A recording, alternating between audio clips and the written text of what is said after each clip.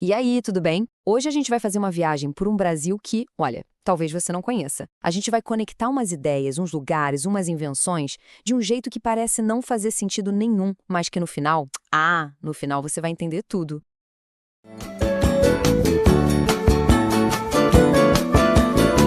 Para começar, pensa rápido. O que um cacto, aquele símbolo de resistência do nosso sertão, tem a ver com um avião super tecnológico? Parece loucura, né? Mas calma, segura essa pergunta aí na sua cabeça.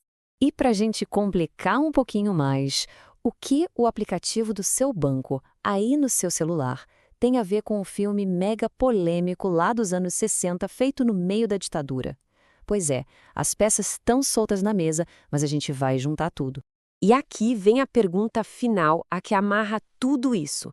O que a conexão entre um cacto, um avião, um aplicativo de banco e um filme antigo revela sobre a verdadeira alma, a verdadeira genialidade do Brasil? A resposta para esse enigma, a gente começa a desvendar agora. A verdade é que todas essas conexões mostram um Brasil que se reinventa de formas totalmente inesperadas. E é exatamente para revelar essas histórias que esse espaço aqui existe. Então vem comigo! Vamos começar pelo nosso primeiro ponto, que é uma coisa muito brasileira: a nossa capacidade incrível de criar soluções geniais a partir de problemas gigantescos. É a inovação que nasce literalmente do meio do caos. Olha só que história. Anos 80, anos 90.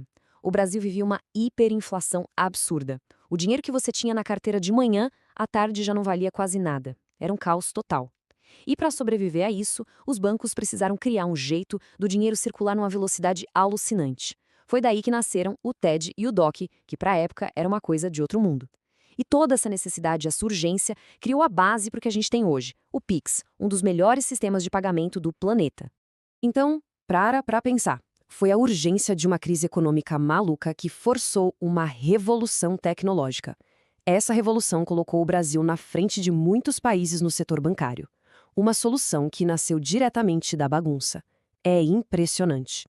E essa lógica de criar a partir do desafio não vale só para dinheiro, não. Vamos falar de voar alto. O Brasil, um país que por muito tempo foi visto só como em desenvolvimento, teve um sonho gigantesco.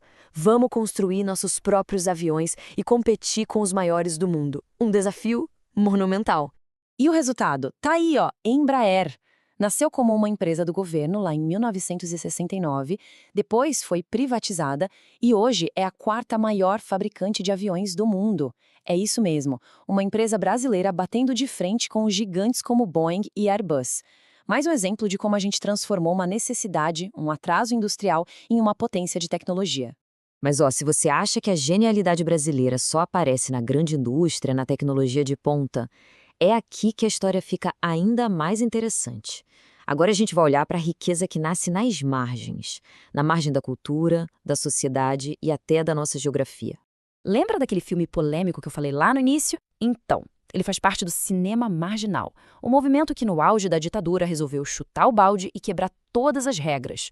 Com quase nada de dinheiro, esses cineastas usavam o que tinham na mão, a famosa estética do lixo, para criar filmes que chocavam, que faziam a gente pensar e que desafiavam o sistema com uma criatividade visceral, na cara e na coragem. O pulo do gato aqui, como essa citação explica, não era só contar uma história diferente. A ideia era explodir a própria forma de fazer cinema.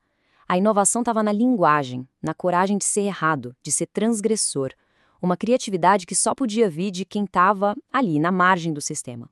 E essa força que vem das bordas não parou lá no cinema, não. Ela está viva, pulsando até hoje na literatura marginal. Autores, poetas das periferias das nossas grandes cidades usam a palavra para contar sua realidade, suas dores, sua potência. É a voz de quem por muito tempo ficou calado, criando uma revolução cultural a partir do seu próprio lugar no mundo.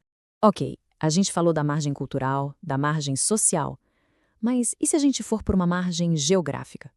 O que será que a gente encontra lá no sertão nordestino? Um lugar que muita gente só imagina com aquele estereótipo de seca e de pobreza? A gente encontra uma riqueza que é de cair o queixo.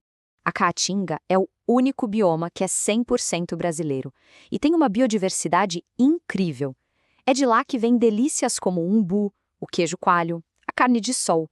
E lembra do cacto lá do comecinho da conversa? Então, Ele é só uma parte de um ecossistema riquíssimo que ensina pra gente sobre resistência e sobre como achar abundância onde ninguém espera. E toda essa riqueza inspirou chefes como o incrível Timote Domingos a criar a Gastrotinga. É um movimento gastronômico que pega os ingredientes da caatinga e os valoriza, transformando aquele preconceito de comida de seco em alta gastronomia, em potência. É a margem, de novo, virando o centro da inovação. São histórias como essa, sabe, que conectam um Brasil que pouca gente vê, que movem a gente a continuar. Se você quer continuar descobrindo o Brasil de um jeito que você não vê em outro lugar, já sabe, né? Se inscreve aqui para não perder os próximos. Agora, segura aí, porque a gente vai para a parte final. É aqui que todas aquelas peças que a gente espalhou pela mesa finalmente se encaixam. E se eu dissesse que existe um lugar que junta tudo isso? A inovação que nasce da necessidade, a força que vem da margem e a tecnologia de ponta. Pois é, esse lugar existe e fica no Nordeste. Vamos começar com um número para a gente sentir o impacto: 6,2 bilhões de reais. Esse foi o faturamento do Porto Digital lá em Recife, só em 2024. Sim, um polo de tecnologia no coração do Nordeste, gerando uma receita bilionária. E olha, não é só dinheiro. São mais de 21 mil pessoas trabalhando lá em quase 500 empresas de tecnologia. É um ecossistema vivo, pulsante, cheio de gente brilhante criando o futuro, agora. E esse gráfico aqui mostra o porquê de tudo isso. Recife tem a maior concentração de talentos de tecnologia da informação do Brasil. É inacreditável. É um centro de formação de mentes que está literalmente redesenhando o mapa da inovação no nosso país.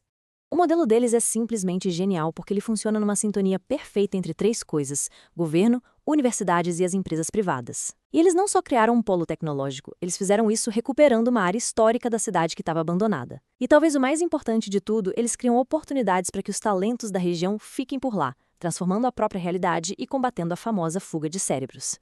E assim a gente chega ao fim da nossa jornada, conectando todos os pontos. Do caos da inflação, nasceu o Pix. Da margem, o cinema marginal que reinventou a arte. Da riqueza escondida na caatinga nasceu a gastrotinga.